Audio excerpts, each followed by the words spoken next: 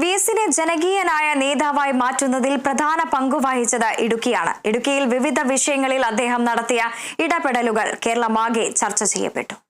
അനലരിയും സമരപഥങ്ങൾ കയറി ഒരാളിന്നു വരുന്നേ, കരുതലിനൊരു കാവനു പോലെ സൂര്യൻ.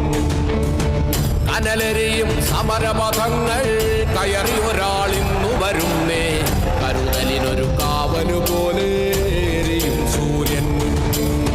മതികെട്ടാനും മൂന്നാറും മുല്ലപ്പെരിയാറും പെമ്പിളയൂരുമേ സമരവുമൊക്കെ വിഎസിന്റെ രാഷ്ട്രീയ മുന്നേറ്റത്തിന് കരുത്തു പകർന്നു. 2002 മതികെട്ടാൻ മല കയറുമ്പോൾ വിഎസിന് പ്രായം 80നോട് അടുത്തിരുന്നു. എന്നിട്ടും ഉറച്ച ചുവടുകളുമായി അദ്ദേഹം മല കയറി. മുല്ലപ്പെരിയാർ പ്രശ്നം ആളിക്കത്തിയ നാളുകളിൽ അണക്കെട്ടിൽ വിഎസ് നേരിട്ടെത്തി. ചപ്പാത്ത് സമരപ്പന്തലിൽ വന്ന് പോരാട്ടത്തിന് പിന്തുണ അറിയിച്ചു.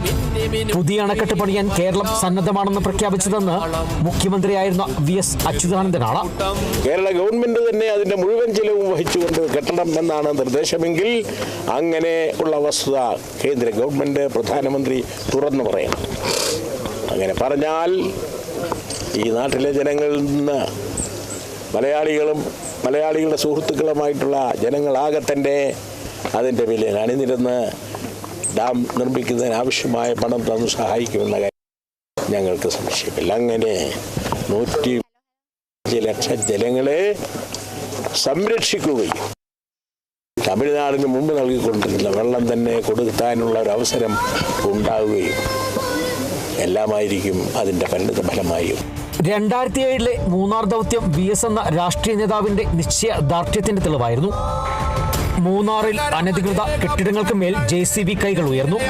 കെട്ടിടങ്ങൾ പൊളിച്ചു നീക്കിയും കയ്യേറ്റ ഭൂമിയിൽ സർക്കാർ ബോർഡ് സ്ഥാപിച്ചും വിഎസ് എല്ലാവരെയും അമ്പരപ്പിച്ചു. വീണ്ടും മൂന്നാറിൽ വിഎസ് എത്തുന്നത് 2015 പെമ്പിളയൂരുമേ സമരം കേരളമാകെ തരംഗമായി മാറിയ നാളുകൾ.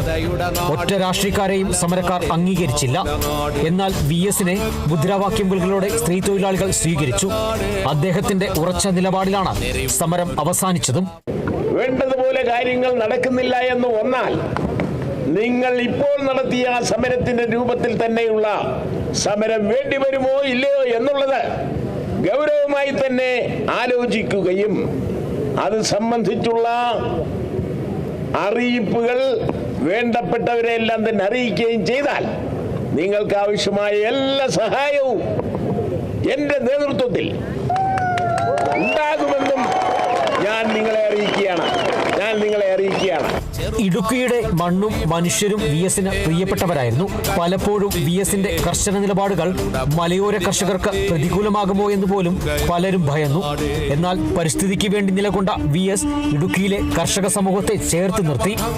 CHR, ഗാഡ്ഗിൽ, കസ്തൂരിരംഗൻ റിപ്പോർട്ടുകൾ ഉൾപ്പെടെയുള്ള വിഷയങ്ങളിൽ ഇടുക്കിക്കാർക്ക് വേണ്ടി ശക്തമായ നിലപാടെടുത്ത നേതാവായിരുന്നു വിഎസ്.